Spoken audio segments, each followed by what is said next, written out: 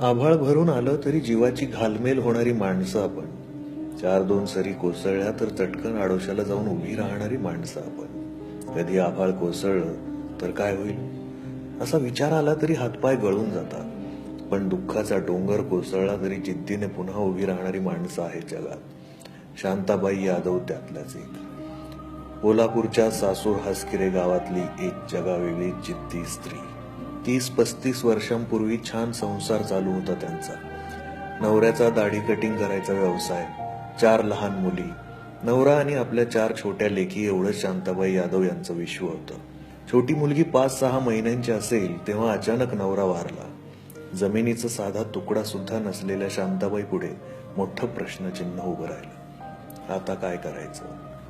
नाती फारशी उरली नव्हती आणि अशा वेळी तर जवळचे लोक आणखीनच लांबचे वाटतात. शेती नाही, मजुरी करावी तर त्यात भागणार नाही, करायचं काय? रडणाऱ्या 4 पोरी आणि रडावं वाटत असूनही रडायची सुद्धा सवलत नसलेल्या शांताबाई. जुना काळ, घरात नवऱ्याचा फोटो नाही, होता फक्त त्याच्या दाढी कटिंगचा आरसा. त्यात बघताना जाणवलं की आपण पण तेच करायचं जे नवरा करत होता, लोकांची दाढी कटिंग. आज 21व्या शतकात सुद्धा एखाद्या भारतीय स्त्रीच्या मनात एवढा बंडखोर विचार मनात येणं सोपं नाही. शांताबाईंनी 30 वर्षांपूर्वी नुसता विचारच केला नाही तर तो प्रत्यक्षात आणला.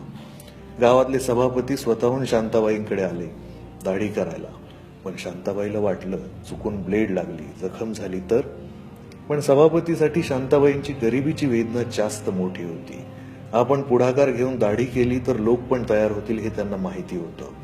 हरिभाऊ कडूकर हे त्या भल्या माणसाचं नाव. त्यांच्यामुळे शांताबाई यादव यांचा हा आगळा वेगळा जगण्याचा मार्ग सुरू झाला.